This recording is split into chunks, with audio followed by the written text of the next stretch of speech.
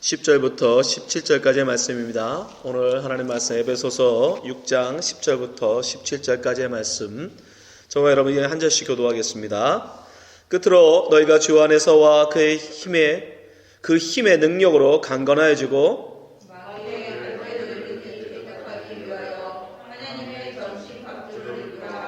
우리의 씨름은 혈과 육을 상대하는 것이 아니요 통치자들과 권세들과 이 어둠의 세상 주관자들과 하늘에 있는 악의 영들을 상대함이라.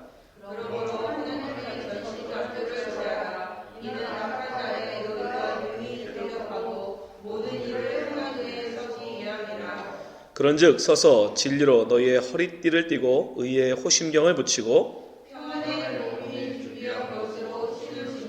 모든 것 위에 믿음의 방패를 가지고 이로써 능히 악한 자의 모든 불화살을 소멸하고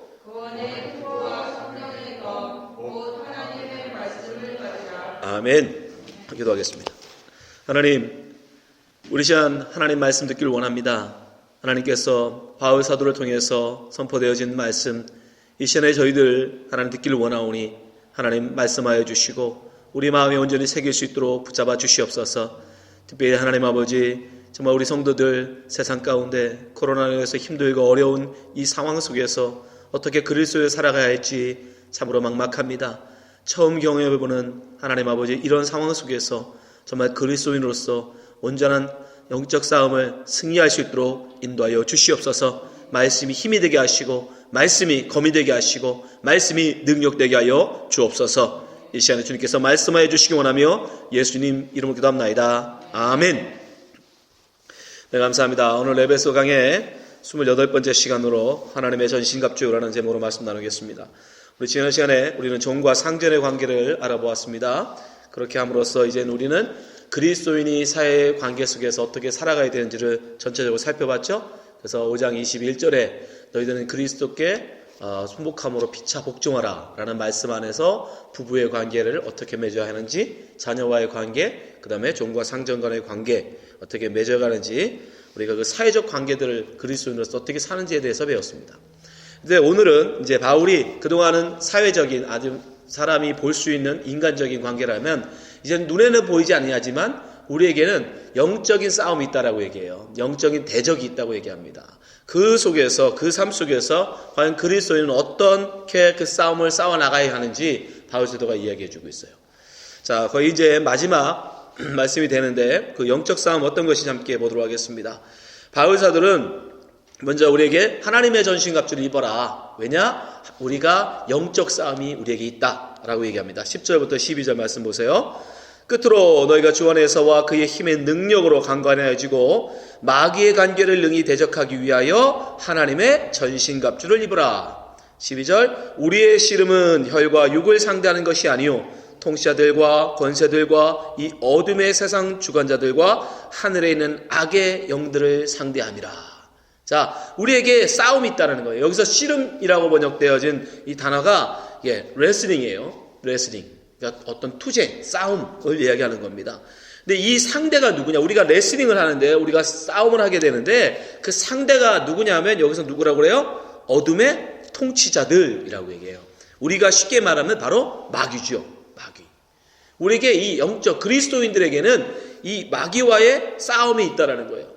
이 마귀들은 그럼 우리를 어떻게 하는 존재들이냐? 우리를 바로 하나님을 대적하는 자로 만드는 그런 자들이래요. 자, 이미 에베소 2장 2절에서 말씀하고 계셨죠. 자, 한번 보여주세요. 에베소 2장 2절. 그때에 너희는 그 가운데서 행하여 이 세상의 풍조를 따라 공중의 권세 잡은 자를 따랐으니 곧 지금 불순종의 아들들 가운데 역사하는 영이라. 영이라고 분명히 나오잖아. 이게 바로 악한 영, 이 세상을 장악하고 있는 마귀란 말이죠. 이에게 우리가 패하면, 이와 우리는 싸워야 되는데 이 마귀에게 우리가 지면 어떻게 된다? 우리가 바로 그들이 이끄는 대로 이 세상 풍조를 따라 살아가는 그런 신세가 된다요. 그래서 그 결과가 뭐였다고요? 하나님의 대적, 하나님을 대적하는 자의 불순종의 아들들이 되는 그런 상황이 처해진다는 거죠. 근데 그런 상황에 원래 우리가 그런 상황이 있었잖아요. 그런데 하나님이 거기서 우리를 꺼내주셨는데 다시 그 삶으로 돌아가면 안 되지 않습니까? 그죠? 그래서 우리는 그 싸움을 열심히 해야 된다라고 얘기하는 거예요. 자, 에베소 2장 3절 한번 보세요. 우리의 상태를 얘기하는 거죠. 에베소 성도들을 얘기하는 거예요. 너희들이 예수 안 믿기 전에는 우리도 다 그 가운데서 우리의 육체의 욕심을 따라 지내며 육체와 마음이 원하는 것을 하여 다른 이들과 같이 본질상 진노의 자녀이었더니, 우리가 이 영적 싸움에서 여러분 패배하면 또 이 상태로 돌아가는 거예요. 또 이 상태가 되는 거예요. 내가 원하는 걸 하는, 내가 하고 싶은 대로 살아가는 그런 존재가 된다는 거예요. 그래서 반드시 이 싸움에서 이겨야 된다는 거예요. 예수 그리스도께서 그 상태에 있는 우리들을 송강해 주시려고 십자가에 피를 흘리셨고, 하나님의 은혜로 우리를 건져 주셔서 예수 그리스도와 한 몸 된 주의 교회 멤버로 만드셔줬잖아요. 그죠?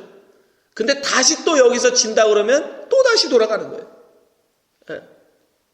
그러면 다시 하나님이 건져 주시느냐? 다시 그를 그리스도의 피로써 다시 불러주느냐? 성경에서는 아니다라고 얘기해요. 그러니까 여러분, 이 싸움은 만만하게 보시면 안 돼요. 한 번 하나님의 은혜를 맛본 자가 그 은혜에서 떨어지게 되면 회복될 수 없다라고 해요. 그래서 이 영적 싸움 우리에게 굉장히 중요한 거예요. 그리스도인으로서 부름받아서 예수 그리스도의 피값을 지불하고 우리가 그리스도인 된 자가 다시 마귀에게 져서 마귀에게가 이끄는 그런 삶을 살아간다는 건, 이거는 완전한 패배고 다시 돌이킬 수 없는 패배인 거예요. 그럼 자, 이 싸움, 우리가 하나님의 전신갑주를 입고 이 싸움에 임해야 되는데, 이렇게 우리가 전신갑주를 입으로 이 싸움을 이김으로 어떤 유익이 있느냐? 자, 13절 보세요. 같이 읽어보겠습니다. 13절 시작. 그러므로 하나님의 전신갑주를 취하라. 이는 악한 날에 너희가 능히 대적하고 모든 일을 행하는 후에 서기 위함이라. 그러니까 그 싸움이 굉장히 중요하기 때문에 그 싸움을 위해서 우리가 전신갑주, 이거 쉽게 말하면 무장을 해야 된다는 거예요. 그냥 맨몸으로 가서 싸우는 싸움이 아니라는 거예요. 이 싸움은 우리에게 무장을 하라는 거예요. 전신갑주라는 게 그거거든. 이제 무장하라. 그렇게 무장해야 우리는 첫 번째 뭐 할 수 있다? 그들과 대적할 수 있다라는 거예요. 대적. 여기 나오죠? 예. 그렇게 해야 우리는 그 악한 날에 능히 악한 영들을 대적할 수 있다라고 얘기해요. 그러니까 전신갑주를 옷 입으면 백전백패라는 얘기예요. 여러분, 이렇게 만만하게 보시면 안 됩니다. 이 세상을 이렇게 만만하게 보시면 안 돼요. 긴장하시라는 얘기예요. 하나님의 전신갑주를 입지 않으면, 하나님의 무장을 여러분 받지 않으면, 여러분 그 악한 영들과 싸워서 나 이길 수 있어? 택도 없습니다. 이 세상과 나는 언제든지 단절하고 하나님 말씀 가운데 살아갈 수 있어? 장담할 수 없어요. 어느 순간 우리도 알지 못하게 세상에 넘어갑니다. 그래서 특히 젊은 분들은 조심하셔야 돼요. 나 이거 한두 번 내가 하다가 언제든지 난 끊어버릴 수 있어? 나 언제든지 이런 생활 청산할 수 있어? 장담하셔야 안 돼요. 맨몸으로 가서 부딪혀서 세상을 이길 수 없습니다. 무장해야 된다는 거예요. 반드시. 두 번째, 우리가 왜 무장해야 되는가? 여기서 뭐냐면 모든 일을 행한 후에 서기 위함이다 라고 얘기해요. 우리가 그리스도인으로서 온전히 이 세상을 살기 위해서, 서기 위해서 뭐가 필요하다? 하나님의 우리를 무장하심이 필요하다는 거예요. 하나님의 것으로 우리가 무장하지 않고는, 하나님의 전신갑주로 무장하지 않고는 결코 이 세상에서 그리스도인으로서 그리스도인다움을 삶을 낼 수 없다라는 거예요. 그러니까 여러분, 우리는 반드시 하나님의 전신갑주로 무장해야 돼요. 아셨죠? 그럼 하나님의 전신갑주가 뭔지를 알아야 될 거 아닙니까? 이 전신갑주를 무장해야 되는데, 바울은 여기서 비유를 써요. 여러분, 그 당시 바울이 이 서신을 쓰고 있을 때 세계 최강의 군대는 어디예요? 로마예요. 말할 것도 없이. 사진 한번 보여주세요. 이게 당시에 로마 보병, 로마는요, 로마 군대의 주력이 보병이었어요. 보병. 말 타는 기병이 아닙니다. 예. 그 당시 굉장히 기병들이 굉장히 무서웠지만, 로마 군대가 세계를 정복하는 데서 가장 주력은 이 보병들이었어요. 이 보병을 비유해서 이들이 천하무적이지 않냐. 이들이 천하무적으로 로마가 전 세계의 모든 나라들의 군대들을 다 격파하고 세계를 정복했어요. 그래서 바울이 지금 이 로마 군병들을 예를 들어서 너희들도 하나님의 전신갑주, 저 로마 군사들처럼 너희들도 무장해서 그들과 싸워 이겨라. 그러면서 저들이 입고 있는 저 무장을 하나씩 예를 들어서 얘기합니다. 첫 번째 뭐를 하라고 그래요? 자, 14절. 그런즉 서서 진리로 너희 허리띠를 띠고 의에 호신경을 붙이고. 첫 번째, 진리의 허리띠를 띠라고 얘기합니다. 다음 사진 보여주세요. 이 갑옷 입기 전에 그 안에 옷을 입었거든요. 옷? 갑옷이 맨몸에 입는 게 아니잖아요. 그죠? 갑옷을 입기 전에 그 안에 옷을 입었는데 옷이 굉장히 길었어요. 그래서 저 사람들은 뭔가 일을 한다거나 또 장거리를 어디 간다거나 할 때는 띠로 이 치마같이 길게 늘어진 옷을 묶어 맸습니다. 그래야 뭐를 할 수 있으니까. 안 그러면 치렁치렁 너무 길어서 뭘 할 수가 없어요. 그래서 허리띠를 묶어라 라는 얘기는 뭐냐면 뭔가 일할 준비를 하라 라는 얘기예요. 이 허리띠에 그런 의미가 있는 거예요. 무엇을 위한 게 아닙니다. 일을 위한 준비라는 거예요. 근데 그 허리띠를 지금 바울이 뭐라고 얘기하냐면 진리의 허리띠라고 얘기해요. 그죠? 진리. 여기서 진리는 예수 그리스도의 진리를 말하는 게 아니에요. 진실함을 얘기하는 거예요. 성실함을 말하는 거예요. 예. 여기서 진리는 성실함.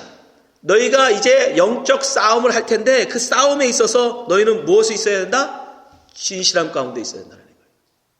참된 가운데 있어야 된다는 거예요. 예. 여러분 이거 굉장히 중요한 거예요. 왜냐하면 우리의 싸움이 참된 것인지 아니면 거짓된 것인지, 사실 싸움에 있어서 제일 중요한 건 뭐냐면 내가 누구와 싸우는가를 분명히 하는 거예요. 무작정과 싸우지는 않지 않습니까? 내 대적이 누군지, 내가 어느 편에 있는지, 이거 굉장히 중요한 거예요. 그래서 지금 이 싸움을 하기 전에, 갑옷을 입기 전에 너는 먼저 진리의 허리띠를 띠라 라는 얘기는 너가 누구를 위한 싸움을 하고 있는지를 분명히 하라는 거예요. 우리는 누구의 편? 하나님의 편이죠. 예. 요한복음 8장 44절에 보면 마귀는 거짓의 편입니다. 보세요. 너희는 너희 아비 마귀에게서 났으니 너희 아비의 욕심으로 너희도 행하고자 하느니라. 그는 처음부터 살인한 자요 진리가 그 속에 없으므로 진리에 서지 못하고 거짓말을 할 때마다 제 것으로 말하나니 이는 그가 거짓말쟁이요 거짓의 아비가 되었습니다. 제일 먼저 우리에게서 여러분 거짓이 나오면 안 돼요. 그죠? 거짓말이 나오면 안 됩니다. 우리의 삶이 거짓되면 안 돼요. 그리스도인에게서 제가 저번에도 말씀드렸지만 우리 굉장히 이런 것에 민감해야 돼요. 작은 거짓말, 선의의 거짓말이라고 하지만 여러분 그런 것도 사실은 우리가 용납돼서는 안 됩니다. 거짓은 누구에게서 나오니까? 마귀에게서 나온단 말이에요. 내가 아무리 무장을 잘한다 할지라도 내 삶이 여전히 마귀의 속성인 거짓에 빠져있고 거짓말하는 자로서 그런 삶을 살아간다 그러면 아무리 나가서 싸워봐야 사실은 마귀를 싸우는 게 아니라 하나님의 백성들을 공격하는 자가 돼요. 여러분 진실하셔야 돼요. 그게 바울이 제일 먼저 너가 무장을 하고 나가 싸우기 전에 너는 먼저 하나님 앞에 진실한 자로 서라. 그게 제일 중요하다는 거예요. 그게 제일 먼저 얘기하는 거예요. 진실함. 여러분 거짓과 타협하시면 안 돼요. 잠깐의 거짓말로 여러분이 지금 당장은 어떤 위기를 면할 수 있고 어떤 창피함을 면할 수 있고 어떤 부끄러움을 넘어갈 수 있을지 몰라요. 그죠?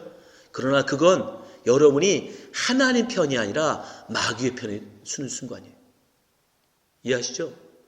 여러분 싸움을 마귀가 그냥 대놓고 와서 차라리 칼 들고 싸우면 좀 나아요. 그죠? 뭐 죽기 아니면 살기도 싸우면 되니까. 근데 마귀는 그렇게 처음서부터 어마어마한 공격을 해오는 게 아닙니다. 아주 사소한 거짓말, 아주 사소한 유혹부터 시작되는 거예요. 거기서부터 여러분 우리가 하나님 편이냐 마귀 편이냐 갈리기 시작하는 거예요. 그 작은 거짓말, 작은 불성실함 이런 거에 여러분 흔들리시면 안 돼요. 아셨죠? 잠깐 부끄럽더라도 잠깐 창피하더라도 잠깐 좀 당황스럽더라도 진리의 편에 서세요. 진실하세요. 하나님 앞에 진실한 편에 서세요. 거기서 무너지면 여러분은 아무리 무장을 해도 백전백패당합니다. 두 번째, 하나님 뭐라고 얘기합니까? 의에 호심경을 붙여라 라고 얘기합니다. 보여주세요. 예. 여기 보면 14절 그런즉 서서 진리의 허리띠를 띠고 의의 호심경을 붙여라. 사진 보여주세요. 호심경이 뭐냐? 저 가운데 있는 저겁니다. 우리가 흔히 아는 갑옷이죠. 갑옷. 그죠? 갑옷. 옛날에는 이걸 흉배라고 했어요. 흉배. 가슴에 붙인다라는 흉배. 지금 여기서 호심경은 심장을 보호한다라는 뜻이에요. 호심경. 더 어려운 것 같아요. 호심경이. 아무튼 호심경이 됐든 흉배가 됐든 여러분 저 갑옷을 얘기하는 우리의 심장을 보호하는 우리의 마음을 보호하는 갑옷이죠. 저것을 붙이는데 의의 호심경이라고 했어요. 의의 호심경. 결국 우리의 가슴이 뭘로? 의로움 가운데 있어야 된다는 거죠. 정의로움. 그러니까 여러분 우리의 싸움, 여러분들이 왜 그리스도인으로서 영적 싸움에서 이겨야 합니까? 이게 굉장히 중요한 거예요. 우리가 싸우러 가는데 이제 진실하게 허리띠를 메고 자 의의 호심경을 붙이고 나가는데 왜 의의 호심경이어야 되냐? 우리의 싸움이 나의 자랑을 위한 거면 안 되는 거예요. 야 봐라 내가 이 정도 능력 있어. 너희들 별것도 아니야. 라고 나를 드러내기 위한 그런 싸움, 그건 하나님의 싸움이 아니에요. 이 싸움은 철저하게 하나님을 위한 싸움이어야 되고 하나님의 영광을 드러내기 위한 그 정의로움이어야 돼요.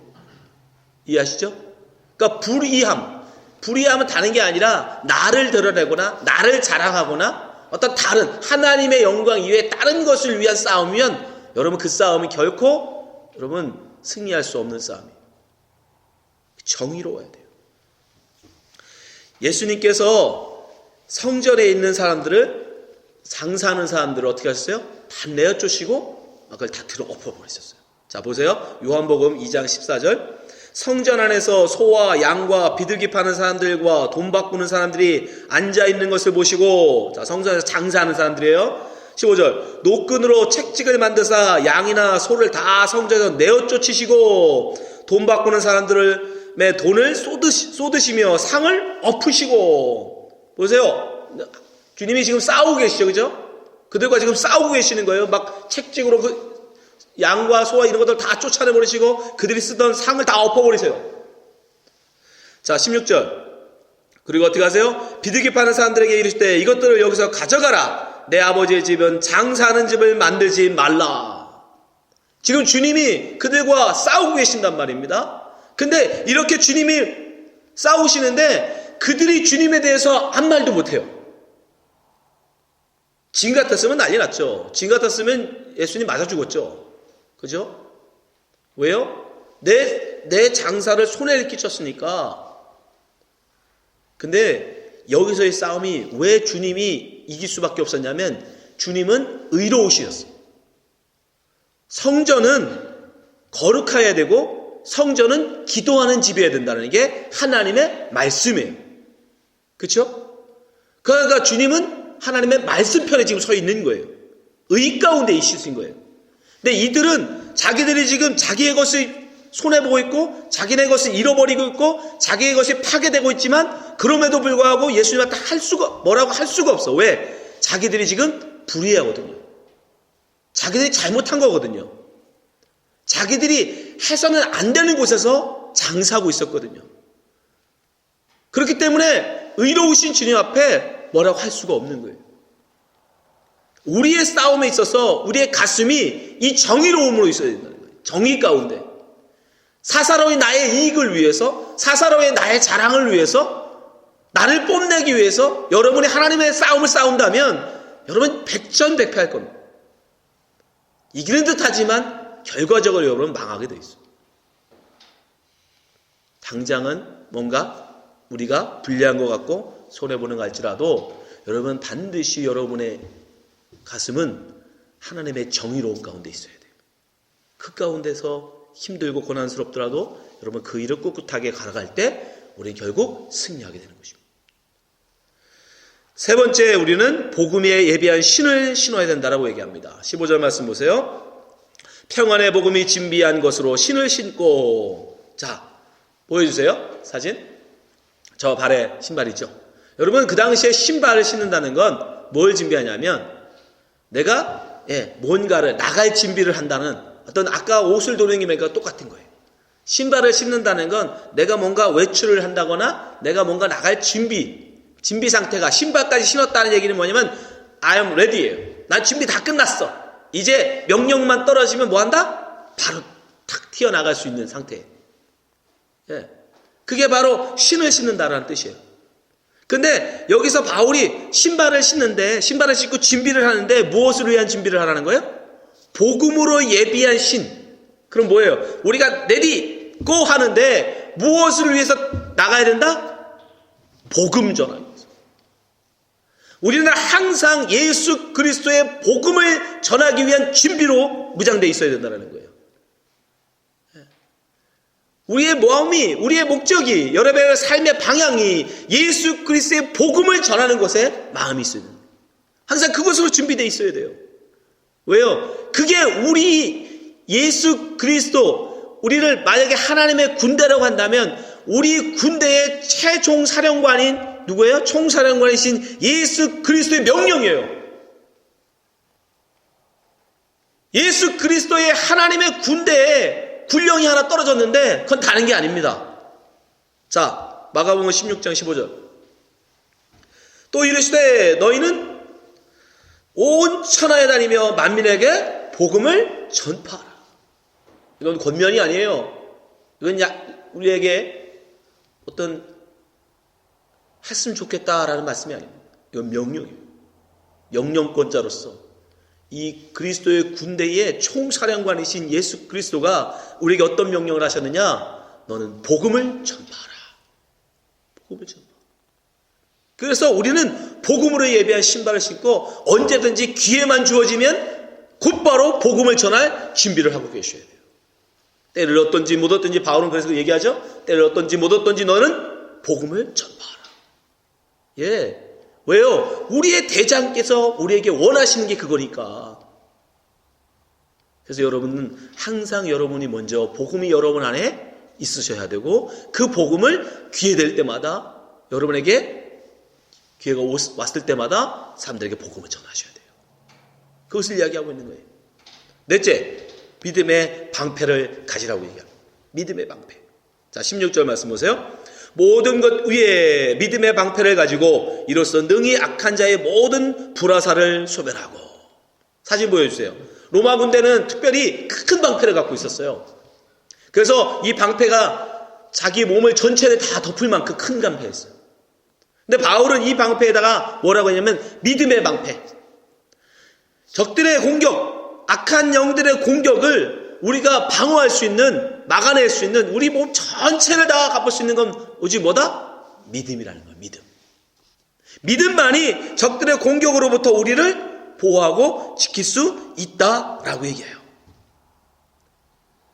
여러분, 적들의 그 불화살, 저 공격을 우습게 보시면 안 됩니다. 할 수만 있으면 어찌하든지 어떻게 한다? 우리를 넘어뜨리려고 해요. 그래서 베드로 사도는 뭐라고 얘기하냐면 불화살 정도가 아니라 사자, 굶주린 사자처럼 믿는 자들을 넘어뜨리려고 지금 그들을 호시창탄 노리고 있다라고 해요. 그러면서 이 베드로 사도도 역시 너희들은 그러나 믿음으로 굳게 서라. 그 공격에서도 역시 믿음만이 우리를 지켜준다고 해요. 베드로전서 5장 8절 보세요. 근신하라, 깨어라, 너희 대적 마귀가, 여기서 나오죠. 대적. 우는 사자같이 두루다니며 삼킬 자를 찾나니. 9절, 너희는 믿음을 굳게 하여 그를 대적하라. 이는 세상에 있는 너희 형제들도 동일한 고난을 당하는 줄 알미라. 참 마찬가지예요. 불화살로 공격을 하든 우는 사자같이 우리를 삼키려고 공격을 하든 어쨌든 우리가 그들을 막아낼 수 있는 유일한 수단은 뭐다? 믿음의 방패예요. 믿음이에요. 믿음으로써 우리는 능히 감당합니다. 무슨 믿음을 가져야 될까요? 여러분, 예수 믿는 사람, 우리도 그리스도인도 하나님의 군대인 우리도 고난 당할 수 있어요. 어려움 당할 수 있어요. 시험 당할 수 있어요. 그러나 이 믿음을 꼭 여러분 잊지 않으시면 우리는 절대 넘어지지 않습니다. 자, 고린도서 10장 13절 같이 읽어보시면 시작. 사람이 감당할 시험 밖에는 너희가 당할 것이 없나니 오직 하나님은 미쁘사 너희가 감당하지 못할 시험 당함을 허락지 아니하시고 시험 당할 쯤에 또한 피할 길을 내사 너희로 능히 감당하게 하시느니라. 아멘. 믿으십니까? 이걸 믿으세요. 하나님이 여러분을 절대 방치하지 않으신다. 하나님이 절대 여러분을 놓아두지 않으신다. 하나님이 절대 여러분을 포기하지 않으신다. 하나님 반드시 우리를 지키신다. 이 믿음, 어떤 어려움과 어떤 상황 속에서도, 어떤 고난 속에서도 여러분이 이 믿음을 놓지 않는 한 절대 마귀는 우리를 넘어뜨릴 수 없어요. KO시킬 수 없어요.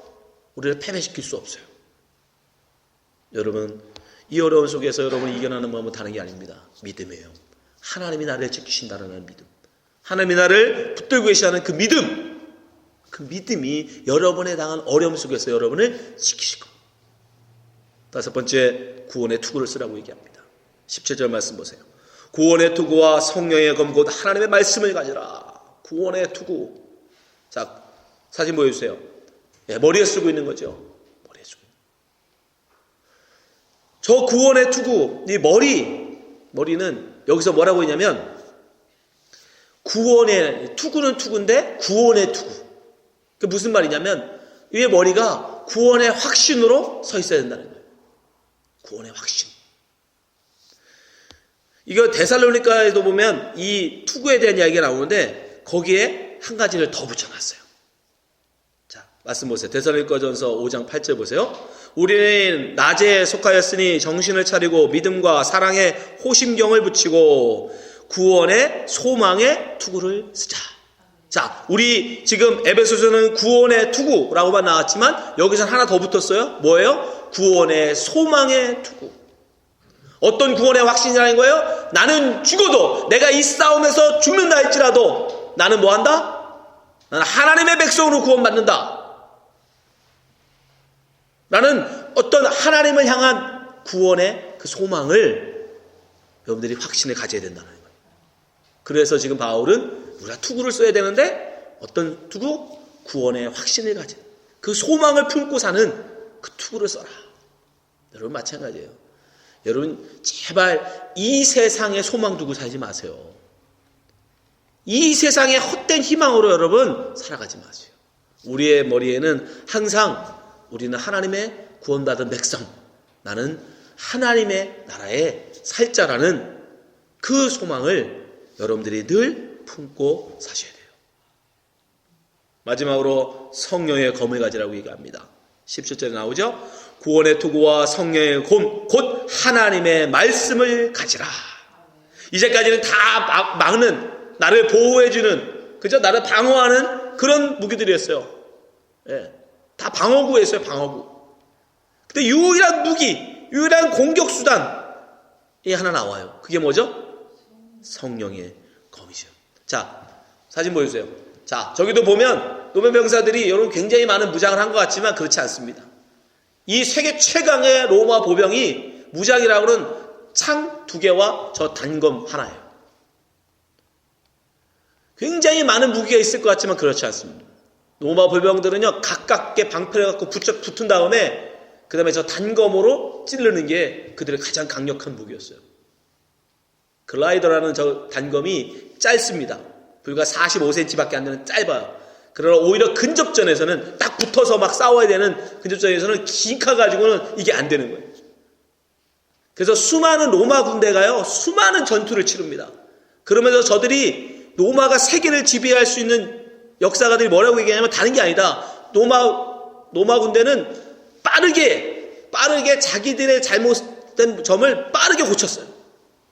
그래서 적들의 어떤 이점을 굉장히 빨리 입수해서 수많은 전투를 치르고 저들이 내린 결론, 칼은 길은 소용이 없다라는 거예요. 짧은 단검이면 된다. 그래서 그들은 저 짧은 단검으로 무수히 많은 적들을 붙들릴 수 있었어요. 그러면 우리의 영적 싸움에서도 여러분 굉장히 많은 무기가 여러분 있으면 좋을 것 같죠? 아니라네. 바울은 뭐라고 하냐면 성령의 검, 하나님 말씀 그 하나로 우리는 능히 뭐 할 수 있다? 적을 싸워 이길 수 있다. 여러분 마찬가지. 굉장히 뭐 많은 무장을 하고 많은 무기들, 신식 무기를 막 가져야 되고 그런 거 아니에요. 쉽게 우리말로 적용하면 뭐 하나님의 말씀에 대해서 굉장히 많은 것을 알아야 되고 뭐 신학에 대해서 논리적으로 뭔가를 증명할 수 있대요. 아니요. 그런 거 다 필요 없어요. 옛날에 그 유명했던 분처럼 예수천당 불신지옥 그 딱 두 마디로 가고 뭐한다? 예, 악한 자에게 잡혀있던 자들을 복음을 전할 수 있었어요. 말씀의 능력을 여러분 믿으시기 바랍니다. 말씀의 능력. 이 성령의 말씀, 이건 하나면 우리의 대적인 마귀를 무찔러낼 수 있어요. 예수님께서도 마귀의 유혹에 뭘로 응답하세요? 예수님은 기적을 행할 수 있는 능력이 있으신 분이에요. 그죠? 그러나 그 능력, 그런 힘을 알지 않으셨습니다. 말씀 한마디로 하셨어요. 말씀 한마디. 자, 마태복음 4장 10절 보세요. 이에 예수께서 말씀하시되 사탄아 물러가라. 기록되었으되 주 너의 하나님께 경배하고 다만 그를 섬기라 하느니라. 자, 말씀 딱 한마디 합니다. 능력을 행할 수 있는 분이에요. 천사를 12정도 더 되는 어마어마한 천사를 동원할 수 있는 분이에요. 그런 많은 능력이 있으시지만 다 쓰지 아니하시고 딱 하나 쓰십니다. 뭐예요? 말씀 한마디. 사탄아 물러가라. 그리고 성경 말씀을 인용하세요. 주 너의 하나님께 경배하고 다만 그를 섬기라. 이 신명기 말씀 한마디로 그랬더니 어떻게 해요? 사탄이 11절 보세요. 이에 마귀는 예수를 떠나고 천사들이 나와서 수종드니라. 마귀가 떠나더라. 우리의 영적 싸움에서 여러분 적들의 무수한 공격 믿음으로 막아내시고 그들을 어떻게 무찌르느냐, 어떻게 공격할 수 있느냐, 하나님의 말씀을 여러분들이 갖고 계시면 돼요. 하나님의 말씀. 그것도 많아도 필요 없다는 거죠. 그죠?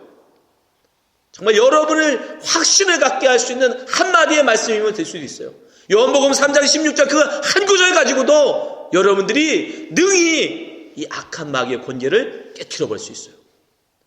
바울은 분명히 얘기합니다. 여러분, 우리 그리스도인으로서 여러분이 온전히 이 땅에서 서서 그리스도의 삶을 살아가려면 다른 게 아니라 여러분 하나님의 전신갑주를 입으라고 분명히 얘기해요.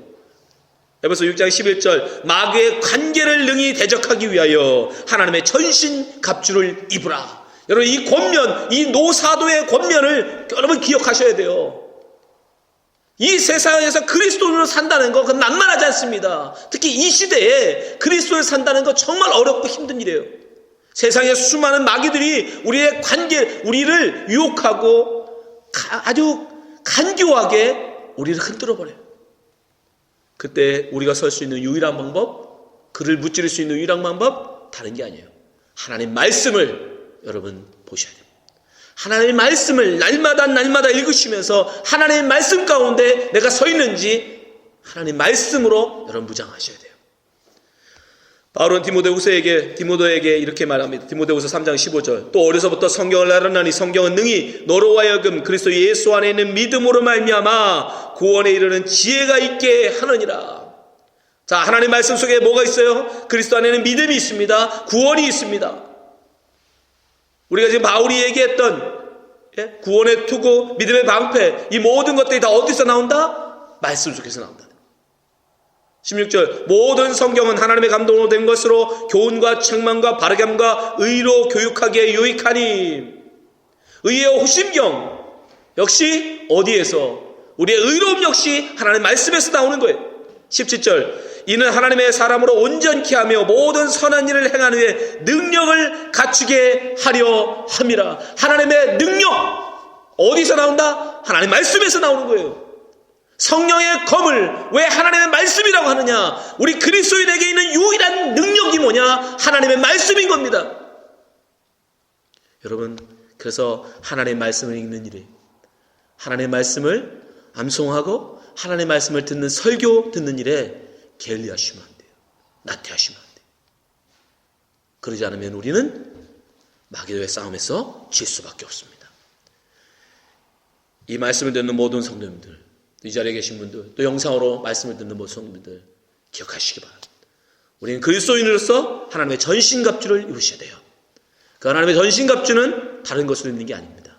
우리가 하나님의 말씀을 온전히 보고 하나님의 말씀을 온전히 읽고 하나님의 말씀을 온전히 우리가 받아들일 때 우리는 진리의 허리띠를 띠게 되고 의의 호심령을 붙이고 복음으로 예비한 신발을 신게 되고 믿음의 방패를 들게 되고 구원의 투구를 쓰게 되고 또 우리의 손에 성령의 검을 갖게 될 수 있는 것입니다. 자리에 있는 모든 분들이 또 영상을 듣는 모든 성도님들이 저 말씀을 통해서 하나님의 전신갑주를 입는 성도 되시기를 주님으로 축원합니다. 기도하겠습니다.